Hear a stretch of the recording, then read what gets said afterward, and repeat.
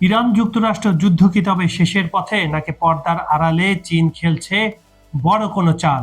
Donald Trump যখন দাবি করছেন তিনি ইরানের অর্থনীতি পঙ্গু করে দিয়েছেন, তখন তেহরান বলছে আসল ধাক্কাটা তো আমেরিকান করদাতাদের পকেটে লাগছে। দোহা ইনস্টিটিউটের অধ্যাপক মোহাম্মদ এল মাসির বিস্ফোরক সাক্ষাৎকারে উঠে এলো যুদ্ধের এমন কিছু সমীকরণ যা শুনলে আপনিও অবাক হবেন। মার্কো রুবিও কিংবা পিট হেগসেটদের মতো কট্টরপন্থীরা কেন এখন হঠাৎ পিছু হটছেন, জানতে হলে বিশ্ব আলোচনার ভিডিওটি শেষ পর্যন্ত দেখুন। মধ্যপ্রাচ্যের রণক্ষেত্রে এখন চলছে স্নায়ুযুদ্ধ আর অর্থনৈতিক অবরোধের মহড়া, কিন্তু এই সংকটের একমাত্র গন্তব্য কি তবে কূটনৈতিক টেবিল? আজ আমরা বিশ্লেষণ করব কেন সামরিক শক্তিতে বলিয়ান হয়েও যুক্তরাষ্ট্রকে এখন নতুন করে ভাবতে হচ্ছে, এবং চীনের নীরব সমর্থন কিভাবে ইরানকে এই লং গেমে টিকে থাকতে সাহায্য করছে। চলুন বিস্তারিত আলোচনায় যাওয়া যাক।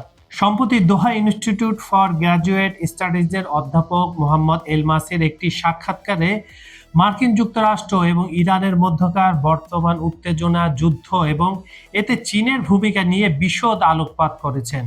তার আলোচনা থেকে এটি স্পষ্ট যে এই সংঘাত কেবল দ্বিপাক্ষিক কোনো বিষয় নয়, বরং এর সাথে বিশ্ব অর্থনীতি এবং ভূ রাজনৈতিক আধিপত্যের প্রশ্নটি গভীরভাবে জড়িত। আলোচনার শুরুতে চীনের অবস্থান ব্যাখ্যা করতে গিয়ে এল মাসরি জানান, মার্কিন চীন আলোচনার টেবিলে বাণিজ্য প্রাধান্য বিষয় হলেও ইরান ইস্যুটি খুব বড় আকারে আসার সম্ভাবনা কম।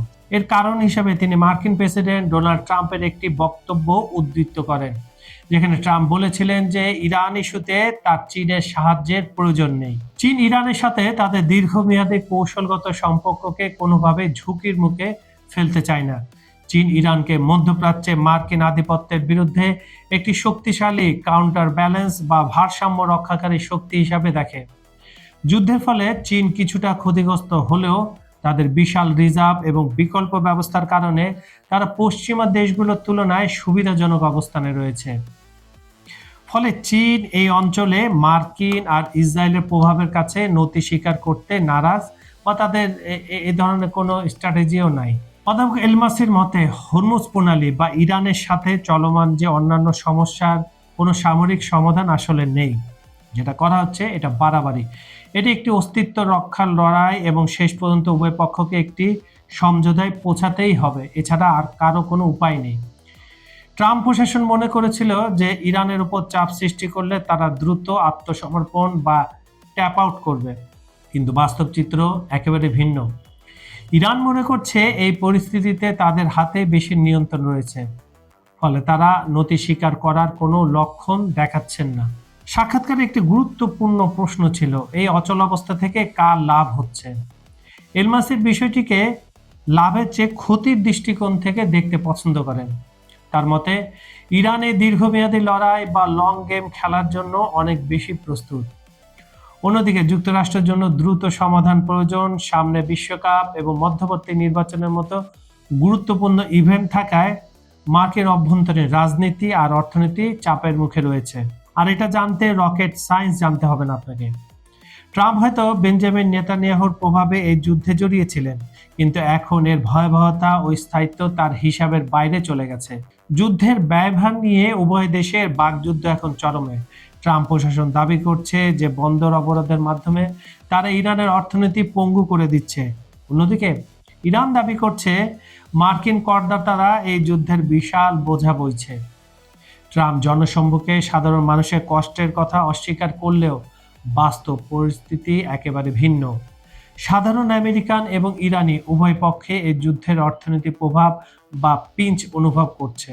বিশেষ করে জ্বালানির দাম এবং সরবরাহ ব্যবস্থার উপর এর নেতিবাচক প্রভাব মার্কিন প্রশাসনের জন্য রাজনৈতিক ঝুঁকি তৈরি করছে। সাক্ষাৎকারের শেষের দিকে একটি চাঞ্চল্যকর দিক উঠে আসে। মার্কো রুবিও, পিট হেগসেট এবং ট্রাম্পের সাম্প্রতিক কিছু বক্তব্যে ইঙ্গিত পাওয়া গেছে যে তারা এই সংঘাতের পরিসমাপ্তি চাইছেন। এমনকি হেগসেটের মতো কট্টরপন্থীরাও বলছেন তারা নতুন করে কোনো লড়াই চাইছেন না। এর প্রধান কারণ হলো একটি পূর্ণমাত্রার যুদ্ধ যুক্তরাষ্ট্রের জন্য এতটাই ব্যয়বহুল হবে যে তার ঢেউ সামলানো এই মুহূর্তে আমেরিকার পক্ষে অসম্ভব, কারণ তারা অলরেডি $37 ট্রিলিয়ন ঋণের বোঝা বইছে। মোহাম্মদ এলমাসির বিশ্লেষণ অনুযায়ী মধ্যপ্রাচ্যের এই সংকট এখন এমন এক পর্যায়ে পৌঁছেছে যেখানে শক্তির আস্ফালন আর কাজ করছে না। ইরান তাদের অবস্থানে অনড় এবং চীন তাদের পরোক্ষ সমর্থন দিয়ে যাচ্ছে। এমত অবস্থায় মার্কিন যুক্তরাষ্ট্রের জন্য সম্মানজনকভাবে এই পরিস্থিতি থেকে বেরিয়ে আসা একটি বড় চ্যালেঞ্জ হয়ে দাঁড়িয়েছে। শেষ পর্যন্ত কূটনীতিক টেবিলই হতে পারে এই রক্তক্ষয়ী উত্তেজনার একমাত্র গন্তব্য। তাহলে হিসাবটা পরিষ্কার, ট্রাম্প আর তার কট্টরপন্থী সেনাপতিরা যে হুঙ্কার দিয়েছিলেন তেহরানে কৌশলের কাছে তা কি এখন স্রেফ ফাঁকা আওয়াজে পরিণত হচ্ছে? কমেন্টে জানান। একদিকে চীনের নীরব সমর্থন আর অন্যদিকে আমেরিকার আভ্যন্তরীণ অর্থনীতিতে ধস, সব মিলে বাইডেন যা শুরু করেছিলেন ট্রাম্প কি এখন সেখান থেকে লেজ গুটিয়ে পালাবেন, নাকি পর্দার আড়ালে লুকিয়ে আছে আরো ভয়ঙ্কর কোনো ধ্বংসলীলা? দোহা ইনস্টিটিউটের এই বিশ্লেষণ কিন্তু বিশ্ব রাজনীতির মোড় ঘুরিয়ে দেওয়ার ইঙ্গিত দিচ্ছে।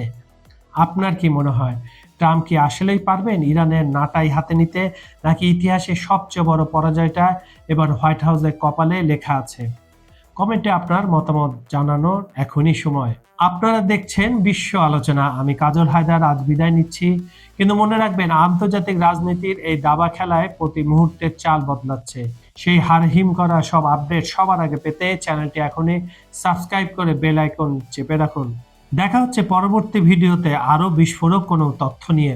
ততক্ষণ পর্যন্ত ভালো থাকুন, সাবধানে থাকুন। আল্লাহ হাফেজ।